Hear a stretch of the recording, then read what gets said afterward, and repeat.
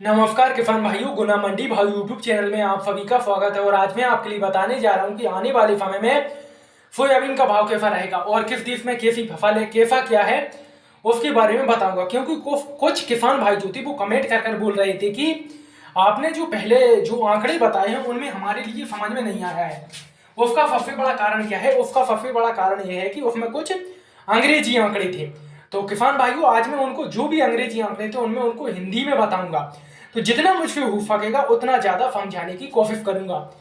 तो किसान भाइयों, आप वीडियो को अंत तक देखते रहिए। तो किसान भाइयों, अगर आप इस चैनल पर नए हो और आपने चैनल को सब्सक्राइब नहीं किया हो तो अभी चैनल को सब्सक्राइब कर लीजिए और बेल आइकन को दबाकर ऑल पर सिलेक्ट कर लीजिए, ताकि आपको रोज आने वाली प्रत्येक नई वीडियो का नोटिफिकेशन बिल्कुल टाइम पर मिल जाए।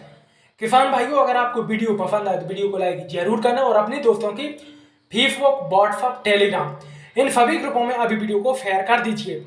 तो फिर चलो किसान भाइयों, देख लेते हैं कि आने वाले समय में सोयाबीन का भाव कैसा रहेगा और किस देश में कैसा सोयाबीन है, कैसा क्या है।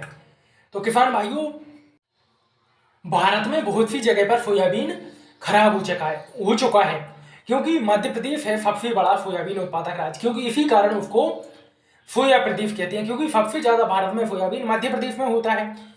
और मध्य प्रदेश का आप सभी को पता है कि बिल्कुल सोयाबीन की फसल खराब हो गई है। लगभग 90% जगह पर सोयाबीन की फसल इतनी खराब हो गई है कि उसको काटने की भी जरूरत नहीं है। क्योंकि अगर कोई व्यक्ति कटवाएगा भी, कोई भी किसान भाई अगर सोयाबीन की फसल कटवाएगा तो मजदूरी 300-400 रुपये लग रही है, जिससे कि उसको कटवाने में ही महंगी पड़ेगी। उसके चक्कर में बहुत से किसान भाई सोयाबीन की फसल कटवा नहीं रहे हैं। अब दूसरे नंबर पर बात की जाए महाराष्ट्र की, क्योंकि दूसरे नंबर पर भारत में सबसे ज्यादा सोयाबीन होती है महाराष्ट्र में।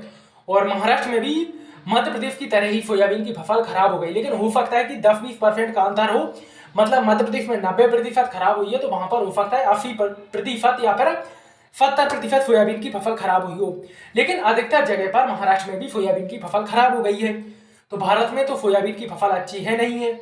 उसके बाद विदेशों की बात की जाए तो विदेशों में सबसे ज्यादा सोयाबीन होती है अमेरिका में, जिसको हम संयुक्त राज्य अमेरिका बोलते हैं। उसमें सबसे ज्यादा सोयाबीन होती है और अमेरिका में सबसे ज्यादा सोयाबीन होती है। दूसरे नंबर पर अच्छी खासी सोयाबीन होती है ब्राजील में, और अर्जेंटीना में भी सोयाबीन होती है काफी।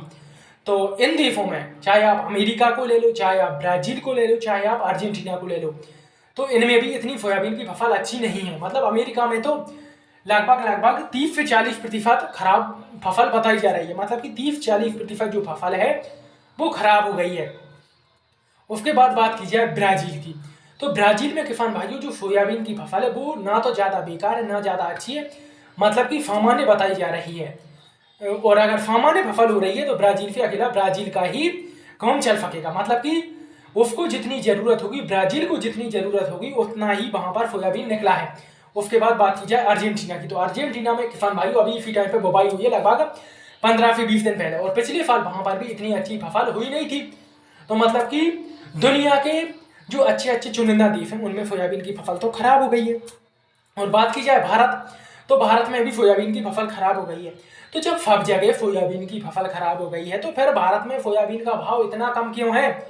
क्योंकि अभी से लगभग 1 से 1.5 महीने पहले तो इसका भाव 10,000 रुपये के आसपास था, कहीं पे 9,000, कहीं पे 10,000 रुपये के आसपास था। फिर एकदम धड़ाम से नीचे आकर 4-5 हजार क्यों हो गया है? तो किसान भाइयों, इसका सबसे बड़ा कारण यह है कि जो अभी पानी बरसा था उससे गीली सोयाबीन आ रही थी, तो उस टाइम पे भाव कम हो गया। उसके बाद आगे जो सोयाबीन आई वो थोड़ी थोड़ी सूखी तो आने लगी, लेकिन मंडियों में सोयाबीन काफी ज्यादा आने लगी, जिससे कि भीड़ बढ़ गई। तो भीड़ बढ़ गई तो मतलब कि जितनी जरूरत नहीं थी उससे ज्यादा ही रोजाना सोयाबीन आने लगा। उसके चक्कर में सोयाबीन का भाव घट गया। तो किसान भाइयों, आपको आने वाले समय में सोयाबीन के भाव में तेजी देखने को मिलेगी।